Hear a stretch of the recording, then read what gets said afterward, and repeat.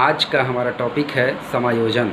एक ऐसा शब्द जिसके बिना जीवन का एक एक पल मुश्किल है। बिना इस शब्द के हम अपने जीवन को सुचारू ढंग से चलाने में असमर्थ महसूस करते हैं। यह एक ऐसा शब्द है जो हमें अपने जीवन के साथ सामंजस्य स्थापित करने की क्षमता प्रदान करता है। शब्द से ही स्पष्ट है समायोजन। जब हम परिस्थितियों के साथ सामंजस्य स्थापित करते हैं उसे समायोजन कहा जाता है। परिस्थितियाँ मानव जीवन के हर एक कदम पर मौजूद हैं। हम अपने दैनिक दिनचर्या में समायोजन शब्द का प्रयोग बखूबी करते हैं, चाहे वह हमारा घर हो, चाहे वह विद्यालय हो, चाहे वह हमारा समाज हो। हर कदम पर व्यक्ति को समायोजन स्थापित करना ही पड़ता है, चाहे किसी न किसी रूप में, हम चाहें या न चाहें। अगर समायोजन नहीं करेंगे तो परिस्थितियां हमारे और विपरीत हो सकती हैं और हमें अपने लक्ष्य की प्राप्ति में और अधिक देर हो सकती है। व्यक्ति अपने जीवन में कई सारी परिस्थितियों को देखता है, उससे जूझता है, उससे कुछ उसको अधिगम की प्राप्ति होती है, कुछ उससे सीख प्राप्त करता है जो आने वाले समय में उसे अपने जीवन को सुचारू ढंग से चलाने में मदद करती हैं। अब अगर उन परिस्थितियों से समायोजन न किया जाए तो वो हमें एक नई दिशा नहीं दे सकती हैं। इसलिए जीवन के प्रत्येक क्षेत्र में समायोजन स्थापित करना जरूरी है। परिस्थितियों के साथ तालमेल, साधारण शब्द में अगर हम कहें तो, जैसे उदाहरण के तौर पर अगर हम देखते हैं, विद्यालय में एक ही कक्षा में पढ़ने वाले दो विद्यार्थी दोनों अपने लक्ष्य को निर्धारित करते हैं कि अर्धवार्षिक परीक्षा में हमें प्रथम श्रेणी से उत्तीर्ण होना है। एक छात्र अपनी योग्यता और कुशलता के माध्यम से प्रथम श्रेणी प्राप्त कर लेता है और दूसरा छात्र वही लक्ष्य स्थापित करता है, उसे भी प्रथम श्रेणी आना है, लेकिन अन्य विद्यार्थियों से योग्यता में कम होने के कारण वह इस लक्ष्य तक नहीं पहुंच पाता है। देखने वाली बात है, एक बच्चा प्रथम श्रेणी से उत्तीर्ण हो जाता है और दूसरा अयोग्यता के कारण प्रथम श्रेणी से उत्तीर्ण होने में असक्षम हो जाता है। तो यह परिस्थितियों के साथ सामंजस्य स्थापित करने में एक बाधा उत्पन्न होती है। एक बच्चा अपनी योग्यता और कुशलता से समायोजन स्थापित करके प्रथम श्रेणी प्राप्त कर लेता है और वहीं दूसरा अपनी अयोग्यता के कारण प्रथम श्रेणी से वंचित हो जाता है। उसमें असमायोजन की स्थिति आ जाती है।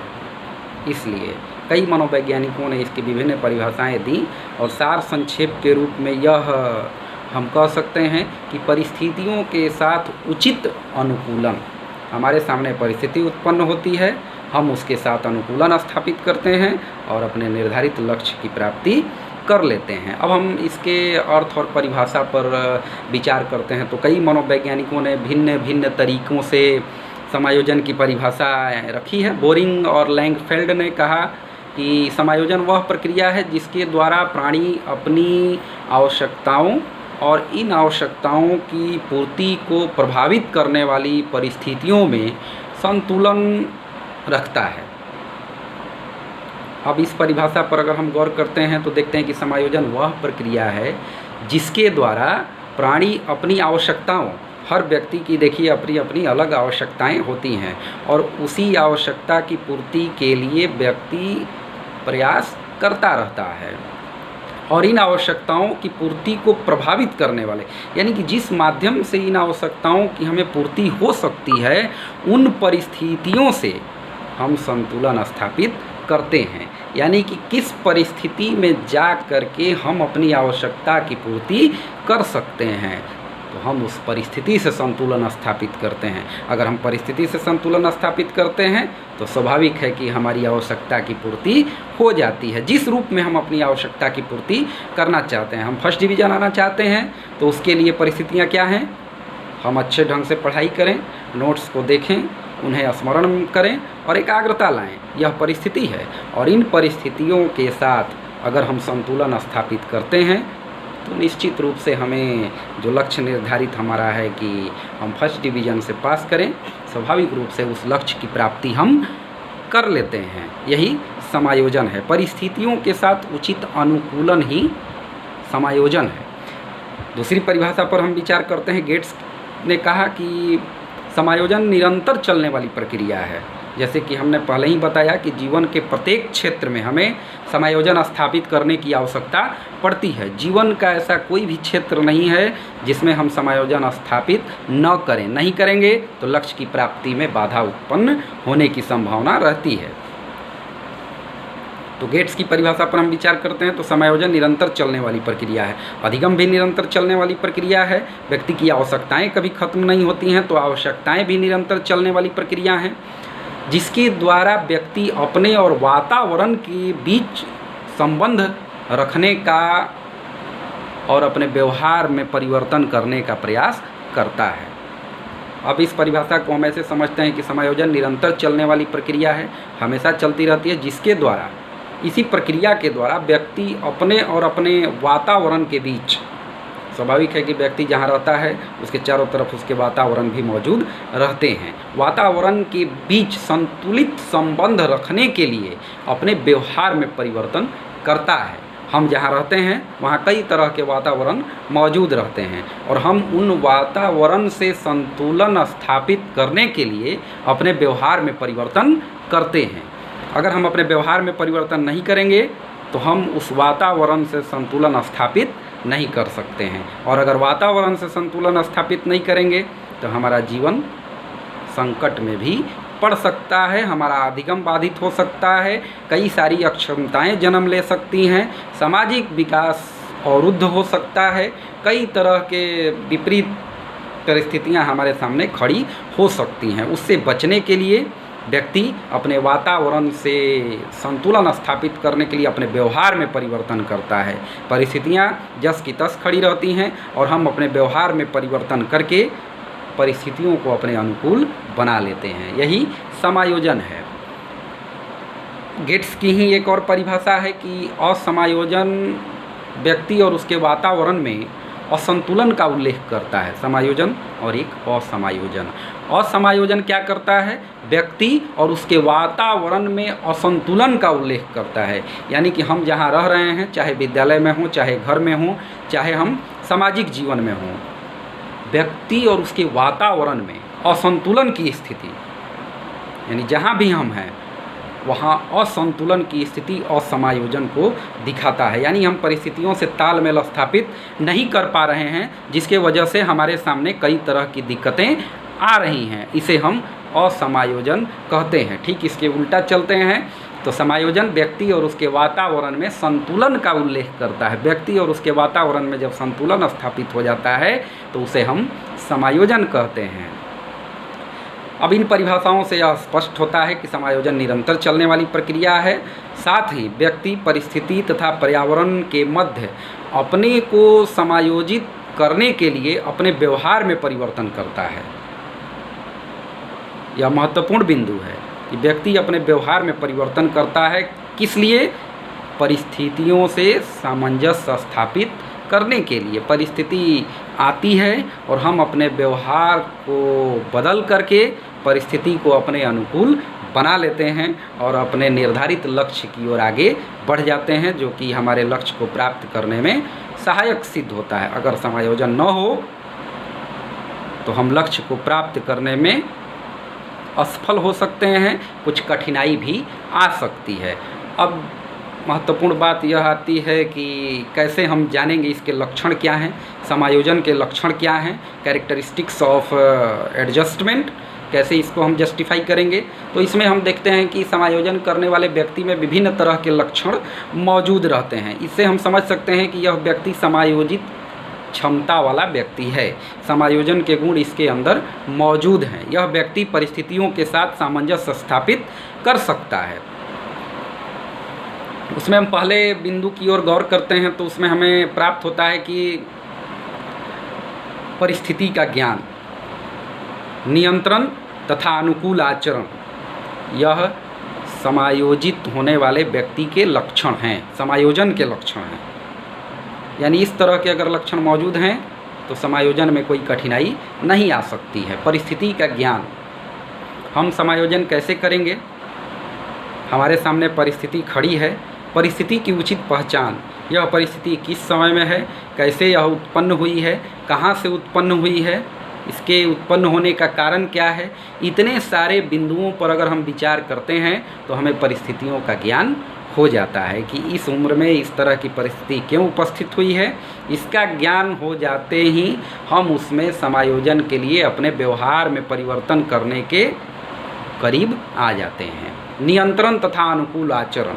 नियंत्रण जरूरी है कि हम किस हद तक समायोजन करें, कहाँ तक समायोजन करें, परिस्थितियाँ हमारे अनुकूल हैं या प्रतिकूल हैं, यह देख करके ही हम उस पर समायोजन स्थापित कर सकते हैं। आचरण, उसके अनुसार व्यवहार, यह किस तरह के व्यवहार परिवर्तन की मांग करता है, यह परिस्थिति किस तरह के व्यवहार परिवर्तन की मांग करती है, इसको समझना भी अत्यंत आवश्यक है।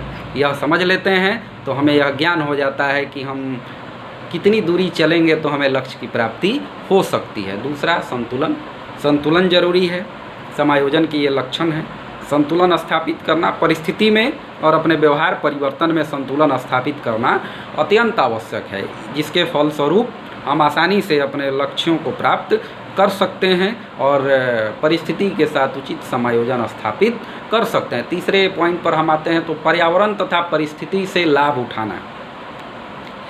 इसमें ध्यान देने की बात है, पर्यावरण तथा परिस्थिति से लाभ उठाना। हम जहाँ रहते हैं हमारे आसपास कई तरह की परिस्थितियाँ, कई तरह के पर्यावरण मौजूद रहते हैं। हमें उन सब से भी कुछ सीख लेने की आवश्यकता पड़ती है, हमें उनसे भी कुछ लाभ उठाना पड़ता है।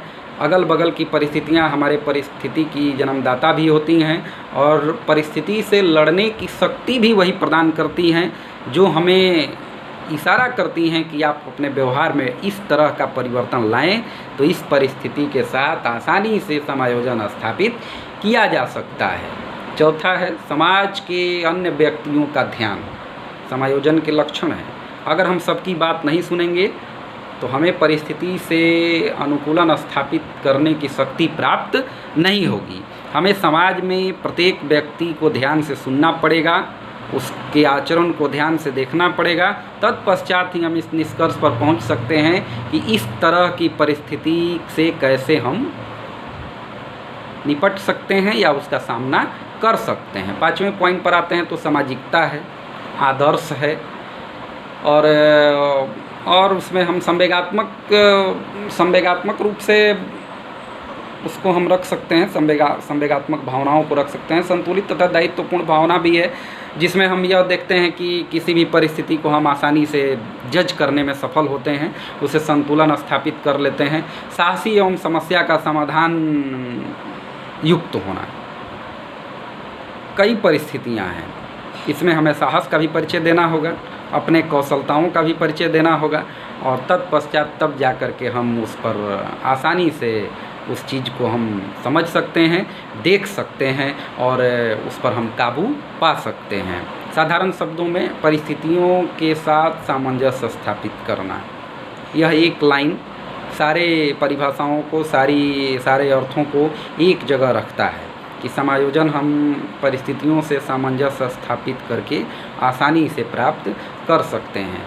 परिस्थितियों को जज करना बहुत ज़रूरी है, परिस्थितियों को समझना ज़रूरी है।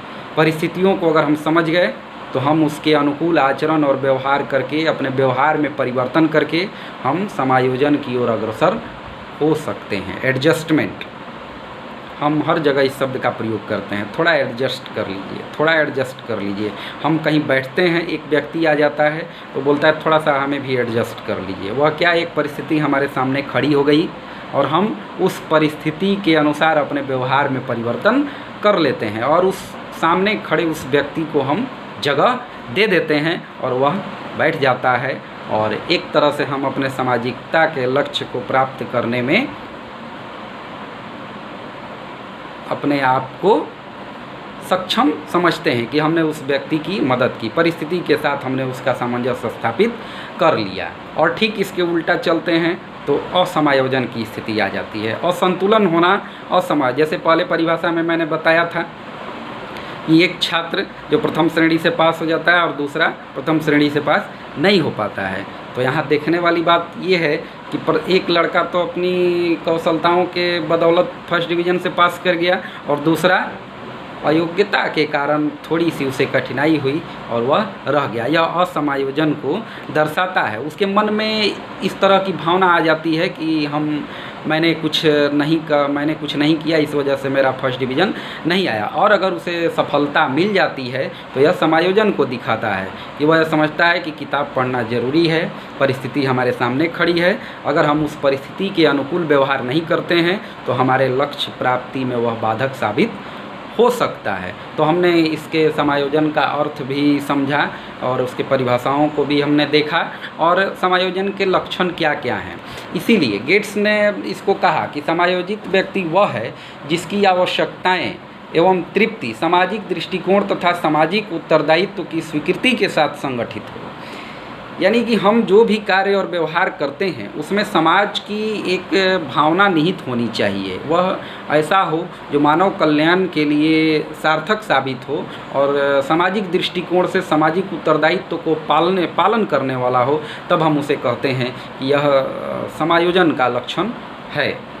तो आज हमने इसको जाना कि समायोजन का क्या अर्थ है, इसकी परिभाषाओं पर हमने बोरिंग ऑनलाइन फील्ड के अनुसार जाना, गेट से हम अन्य के अनुसार जाना और इसके लक्षणों के बारे में जाना और धीरे धीरे आगे हम इसके बारे में जानेंगे। आज के लिए इतना ही।